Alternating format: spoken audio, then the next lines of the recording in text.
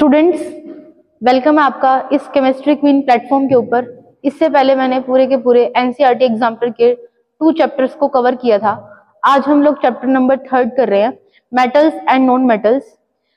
यहाँ पर आपको पूरी की पूरी एनसीईआरटी एग्जाम्पल की सीरीज देखने को मिलेगी और आप प्लीज इस सीरीज के साथ कंटिन्यू रहिएगा ताकि आपके साइंस में 100 में से 100 मार्क्स के हो सके, अचीव हो सके। सो देरी ना करते हुए अपनी वीडियो को स्टार्ट करते हैं। मेटल्स एंड नॉन मेटल्स के NCERT exemplar question. So let's start. So our first question is, which of the following property is generally not shown by metals? इनमें से कौन सी प्रॉपर्टी मेटल शो नहीं करता है? हाँ जी, मेटल इलेक्ट्रिकल कंडक्टेंस को show करता है, ठीक बात है। Sonorous, they produce sounds when hit the object, ठीक है। दे आर नॉट डल, ये डल नहीं है।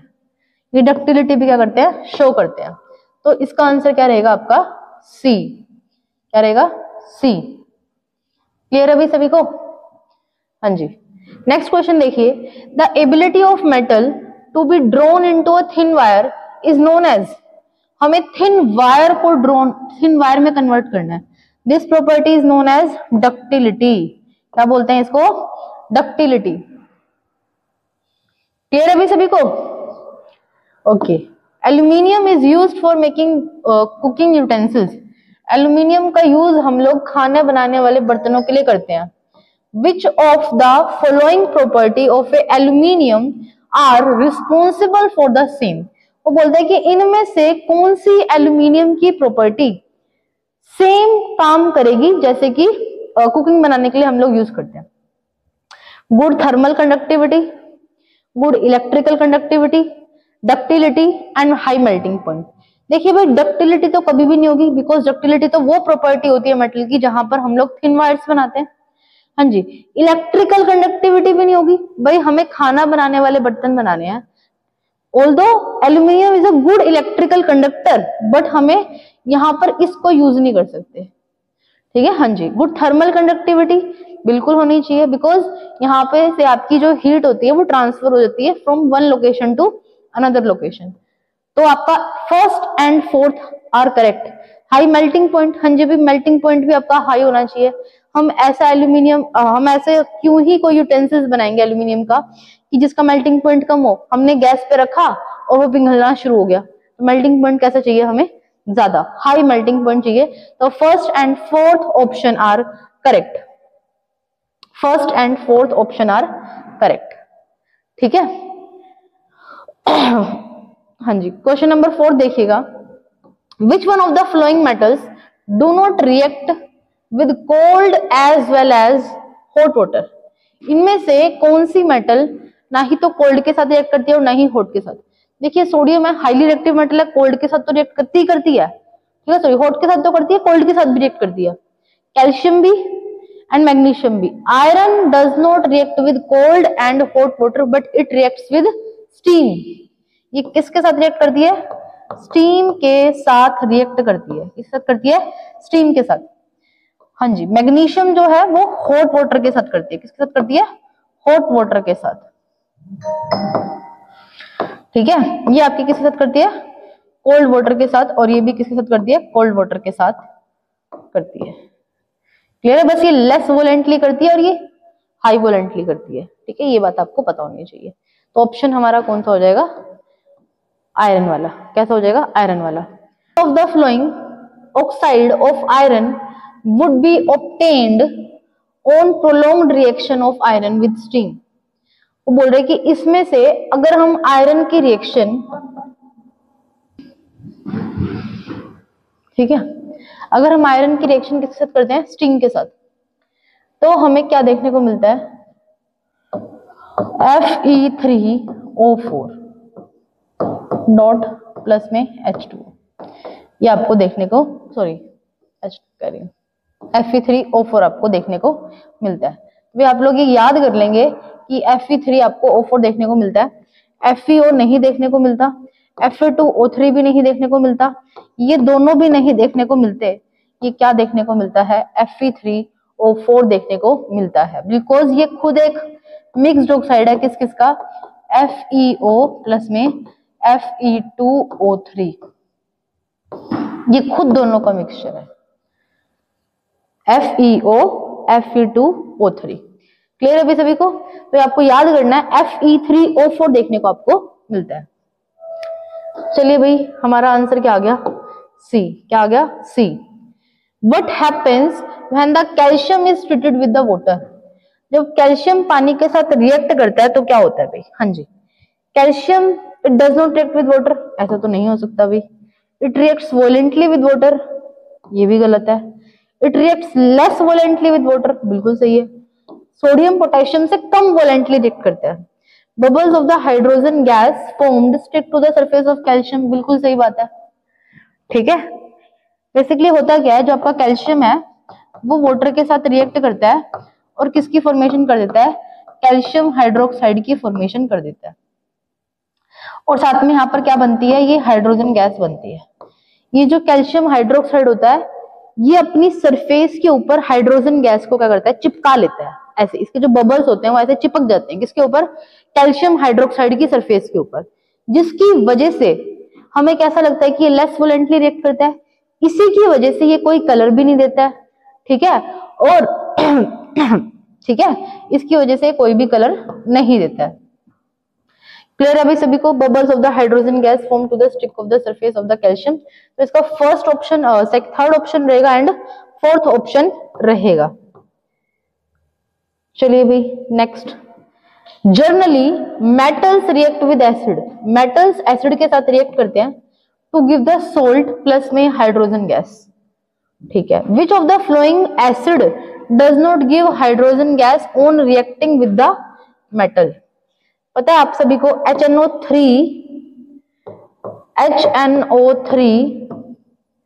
हाइड्रोजन गैस प्रोड्यूस नहीं करता जब वो किसी मेटल के साथ रिएक्ट करता है। तो ऐसा क्यों? बिकॉज HNO3 जब भी किसी भी मेटल के साथ रिएक्ट करता है तो वो हाइड्रोजन गैस तो इवॉल्व करता है, बट वो स्ट्रॉन्ग ऑक्सीडाइजिंग एजेंट होने की वजह से उस हाइड्रोजन गैस को वाटर में कन्वर्ट कर देता है। तो इस वजह से वो आपको लगता है कि वो हाइड्रोजन गैस इवॉल्व नहीं हुई है। तो आप इसका आंसर क्या करेंगे? Because HNO3 is a strong oxidizing agent. Clear है अभी सभी को? हाँ जी क्लियर है। चलिए आगे चलते हैं। The composition of the aqua regia is given, बताएंगे एक्वारेजिया की composition conc HCl and conc HNO3। हाँ जी 3:1 में देखने को मिलता है। ठीक है भाई, कॉन्क HCl और कॉन्क HNO3। ठीक है, ये इसका आंसर रहेगा 3:1 के अंदर। Which of the following are not a ionic compound, इसमें से आयनिक कंपाउंड आपका कौन सा नहीं है? देखिए NaCl तो आपका आयनिक कंपाउंड है, Na पॉजिटिव Cl नेगेटिव, ये आपका कोवेलेंट कंपाउंड है। अभी हम चैप्टर नंबर 4 में पढ़ रहे थे कार्बन टेट्राक्लोराइड, ये आपका नहीं होगा। ठीक है, और ये भी आपका आयनिक कंपाउंड है KCl पॉजिटिव नेगेटिव। देखिए आयनिक कंपाउंड्स वो कंपाउंड्स होते हैं जहां पर आपका कंप्लीट इलेक्ट्रॉन का ट्रांसफर होता है।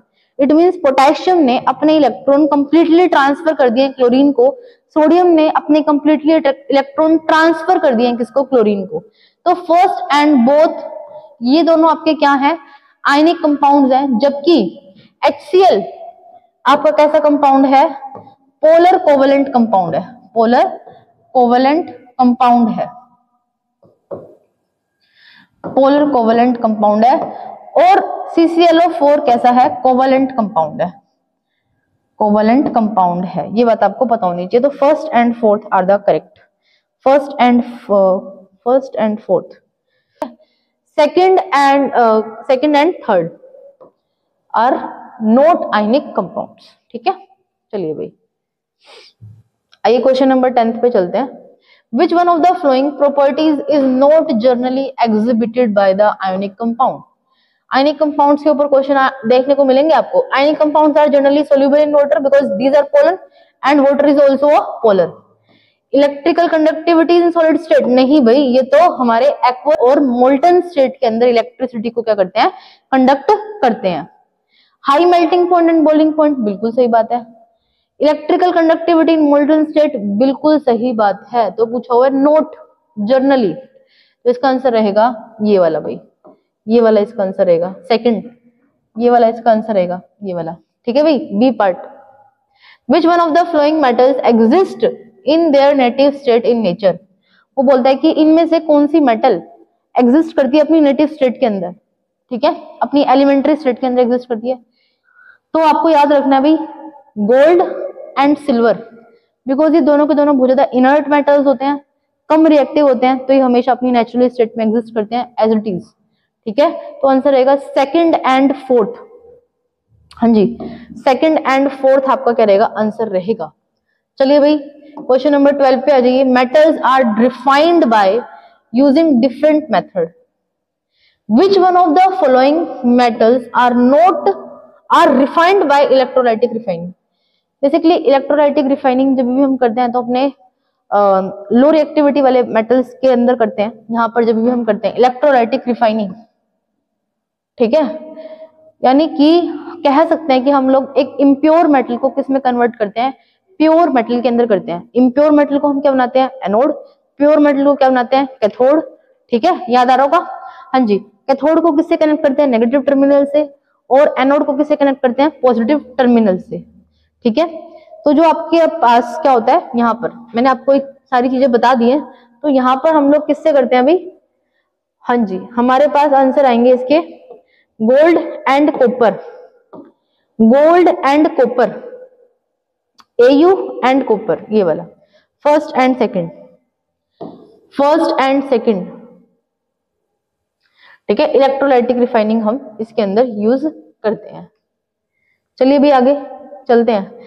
13 नंबर का क्वेश्चन है, silver articles become black on prolonged exposure to the air, this is due to the formation of. हाँ जी, सिल्वर को अगर काफी समय तक एनवायरमेंट में हम लोग रख देते हैं तो H2 गैस नाम की एक गैस हमारे एनवायरमेंट में प्रेजेंट होती है, जिसकी वजह से वो सिल्वर सल्फाइड बना लेता है।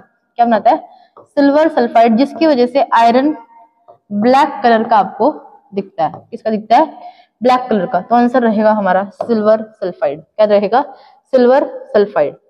हाँ जी, galvanization is a method for protecting of the iron from rusting by coating with a thin layer of.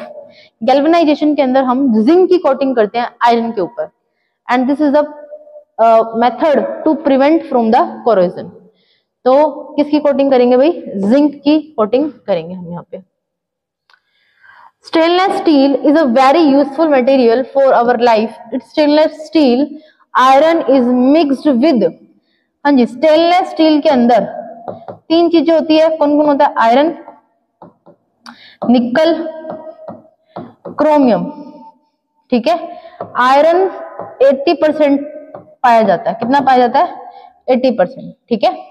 ये आपका कितना पाया जाता है भाई 18% कुछ पाया जाता है, और ये कितना पाया जाता है, 8% कुछ पाया जाता है। तो आयरन, निकल, क्रोमियम, निकल एंड क्रोमियम। हाँ जी, हमारा ऑप्शन क्या रहेगा, फर्स्ट। क्या रहेगा, फर्स्ट। आइए चलते हैं नेक्स्ट 16th क्वेश्चन के ऊपर। If copper is kept open in air, it slowly loses it's shining brown surface and gains green coating. जब हम कॉपर को कुछ समय तक एज इट इज एनवायरमेंट में छोड़ देते हैं, तो हमारे एनवायरमेंट में कौन कौन सी गैसेस होती है, कॉपर, कॉपर प्लस में ऑक्सीजन प्लस में CO2 प्लस में H2O गिव्स, किसमें कन्वर्ट हो जाता है ये, कॉपर कार्बोनेट में, साथ में कॉपर अपना हाइड्रोक्साइड भी बनाता है, ठीक है। तो ये रिएक्शन आपको देखने को मिलती है, जिसकी वजह से इसका कलर कैसा आ जाता है, ग्रीन कोटिंग दिखाई देती है। किसकी दिखाई देती है, कॉपर कार्बोनेट की। इसको बोलते हैं बेसिक कॉपर कार्बोनेट। क्या बोलते हैं, बेसिक कॉपर कार्बोनेट की ग्रीन कोटिंग होती है। कैसी कोटिंग होती है, ग्रीन कोटिंग, कॉपर कार्बोनेट। हाँ जी, ये वाला आंसर रहेगा आपका। चलिए नेक्स्ट 17th पे, generally metals are solid in nature, which one of the following metal is found in liquid state and room temperature। पढ़ के आए भाई, मरकरी। मरकरी एक ऐसी मेटल है जो कि रूम टेम्परेचर पर कैसे रहती है, लिक्विड स्टेट के अंदर रहती है। नेक्स्ट चलिए 18th पे, which one of the following metals are obtained by electrolysis of chlorides in molten state। हमें कौन सी मेटल इलेक्ट्रोलिसिस करवाने पर मोल्टन स्टेट में देखने को मिलती है। Which of the following metal are obtained by electrolysis of their chlorides in molten state. बताइए भाई क्या आंसर रहेगा इसका। इलेक्ट्रोलिसिस करवा रहे हैं। इलेक्ट्रोलिसिस, आपको पता है हम लोग जितने भी हमारी हाई रिएक्टिविटी वाले मेटल्स होते हैं उनको एक्सट्रैक्ट करते हैं किसके थ्रू, इलेक्ट्रोलिसिस मेथड के थ्रू, ठीक है। लो रिएक्टिविटी वालों के लिए और मीडियम रिएक्टिविटी वालों के लिए तो क्या करते थे हम लोग, रिडक्शन, रोस्टिंग और कैल्सिनेशन, और हाई के लिए करते थे इलेक्ट्रोलिसिस। तो हाई वाले कौन से भी हमारे, sodium and calcium, sodium and calcium, first and second, हाँ जी भाई first and second option are correct. 19 देखना, generally non metals are not lustrous. Generally non metals कैसे होते हैं हमारे, नॉन लस्ट्रस होते हैं, सही बात है। ऐसी कौन सी नॉन मेटल है जो कि हमारी लस्ट्रस होती है, आयोडीन, ठीक है। कौन सी होती है, आयोडीन, येलो कलर की होती है भाई ये, ठीक है। हाँ जी, क्वेश्चन नंबर 20 को देखेंगे। विच one of the following four metals would be displaced from the solution of its salt by the three metals. वो कहते हैं कि इन चारों मेटल में से कौन सी एक मेटल, कौन सा एक मेटल ऐसा जो है वो सभी मेटल के थ्रू क्या हो सकता है, डिस्प्लेस हो सकता है। देखिए भाई मैंने एजी के ऊपर ही साइन लगा दिया और ये बिल्कुल सही भी है, क्योंकि आपका जो सिल्वर है वो सबसे रिएक्टिविटी सीरीज में नीचे आता है और इससे सारे मेटल क्या कर सकते हैं, डिस्प्लेस कर सकते हैं। मैग्नीशियम भी इसको डिस्प्लेस कर सकता है, जिंक भी और कॉपर भी। तो हमारा आंसर क्या रहेगा, एजी। क्या रहेगा भाई, एजी इज इट मींस सिल्वर।